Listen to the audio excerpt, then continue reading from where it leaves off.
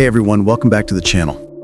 Breaking news from India. On November 19th, 2025, Larsen & Toubro has just signed a licensed production deal with the Indian Army for the brand new BvS10 Sindhu articulated all-terrain vehicle. Yes, the same beast that's already serving with Sweden, UK, France, Netherlands, Austria, and even heading to Ukraine and Germany.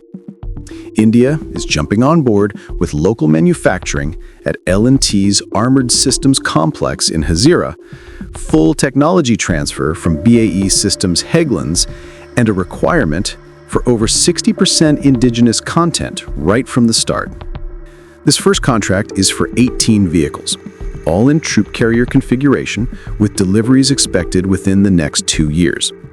12 are headed straight to Nimmu in Ladakh for high-altitude Himalayan ops, and the remaining 6 will be based in Bhuj, Gujarat, to tackle the salty marshes and waterlogged salt flats of the Rann of Kutch.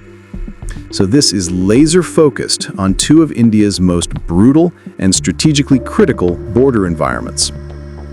Let's talk about why the Army needed this so badly. Up in Ladakh, at 15,000 to 18,000 feet, you've got deep snow, ice, glaciers, and almost no oxygen. Down in the Rann, you've got knee-deep slush, tidal flooding, and ground that can swallow a wheeled vehicle in minutes. Regular BMP-2s and even high-mobility trucks like the Kalyani M4 just can't go everywhere soldiers need to be. Foot patrols and unarmored light snow scooters have been the painful workaround for decades. The BvS10 Sindhu finally gives protected, all-terrain mobility exactly where India hurts the most. So what exactly is the Sindhu? It's the Indian-specific version of the legendary BvS10 family, 2 articulated rubber-tracked modules linked by a steering joint. The front cab seats 4, the rear module carries 8 fully equipped troops, total length about 8 meters, width 2.25 meters, height around 2.45 meters, and combat weight between 8 and 9 tons. For India, they're bumping the Cummins diesel to roughly 350 horsepower with a bigger turbo so it doesn't choke at extreme altitude. You still get 65-70 kilometers an hour on roads, about 5 kilometers an hour swimming, fully amphibious, and close to 500 kilometers range. Ground pressure is insanely low, lower than a soldier on foot, so it floats over deep snow, muskeg, and soft sand that would bog down anything else.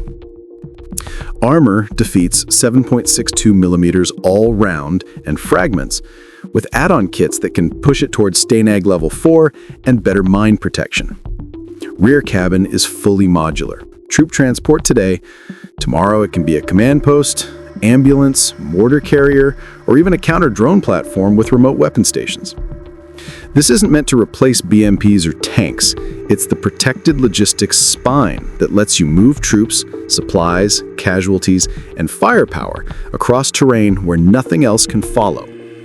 Think last-mile resupply to forward posts on the Siachen Glacier, or rapid reinforcement across the Rann when tensions spike.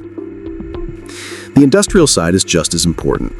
L&T is building these end-to-end at the same Hazira facility that already produces the K9 Vajra self-propelled guns. BAE Hägglunds is providing full design authority and know-how, so India isn't just assembling kits. They're mastering welded armored hulls, Arctic drivetrains, and extreme environment integration. That's pure Atmanirbhar Bharat and Make in India in action. And for BAE, having a second global production line in India actually strengthens supply security for all their NATO customers. In trials, the BvS10 Sindhu beat out the local Talwar, which was based on the Singaporean Bronco or Warthog family. Bronco is a great platform, but the BvS10 already has a massive user community, combat experience in Ukraine, and a mature support network. So India now aligns itself with the same vehicles that half of NATO is either operating or buying. 18 vehicles won't change the entire order of battle overnight, but they give the Army a real-world testbed to write new tactics for high-altitude and marsh warfare. If the Sindhu performs even half as well as its Scandinavian reputation says it will, expect follow-on orders pretty quickly. mountain divisions in Sikkim and Arunachal Pradesh, maybe amphibious forces in the Andamans, and definitely more units along both borders.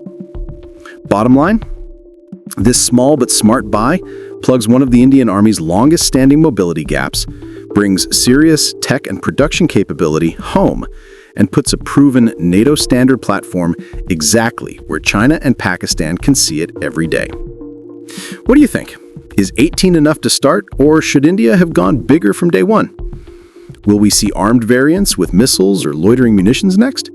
Drop your thoughts in the comments, smash that like button if you love seeing India finally fix these niche but critical capability holes. Subscribe and hit the bell for more ground forces updates. And then I'll catch you in the next one.